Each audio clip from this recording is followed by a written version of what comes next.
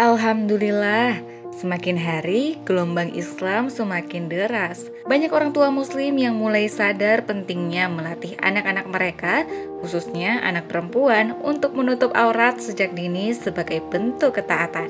Namun, di mana ada yang hak, pasti ada yang batil juga. Ada yang berpendapat bahwa tidak tepat jika orang tua mengajarkan anak mereka untuk menutup aurat, karena itu termasuk pemaksaan kehendak terhadap sang anak yang dapat menyebabkan perasaan eksklusif muncul dalam diri mereka. Hal ini akan berdampak ketika sang anak dewasa. Mereka akan menanyakan tentang identitas dirinya dan muncul kebingungan tatkala ia bergaul dengan teman yang berbeda pandangan dengannya. Benarkah pendapat demikian? Kalau begitu, orang tua tidak perlu dong menanamkan Islam dalam diri anak mereka sejak masih kecil. Hati-hati, pendapat demikian itu keliru loh. Wajib kita pahami bahwa sangat penting bagi orang tua untuk mengajarkan anak-anaknya agar tunduk kepada syariat Islam sejak dini.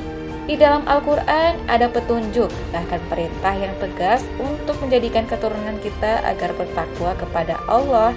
Artinya jelas, menumbuhkan akidah Islam, membiasakan anak dengan syariat, dan menanamkan adab sebagai anak, murid, hamba Allah, serta bangga akan identitas muslimnya adalah hal pokok yang harus dilakukan orang tua kepada anak-anak mereka. Sehingga tak mungkin jika muslim-muslimah yang sejak kecil terdidik baik dengan Islam lantas bingung dengan identitasnya, dan mustahil bila muslim-muslimah yang ditanamkan akidah Islam sejak awal justru menjadikan liberalisme dan feminisme sebagai penuntun dalam menemukan jati dirinya. Tak ada satupun yang dapat menyamai Islam, karena memang hanya Islam agama yang benar di sisi Allah.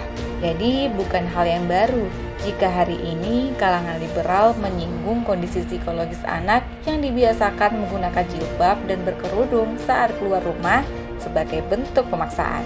Ini semua adalah fenomena yang terus berulang, seiring dengan Islamofobia yang selalu disebarkan oleh musuh-musuh Islam.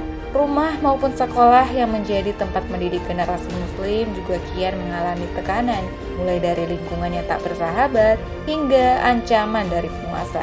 Di sisi lain, orang tua mana sih yang tidak menginginkan kondisi terbaik dalam mendidik anak keturunan mereka?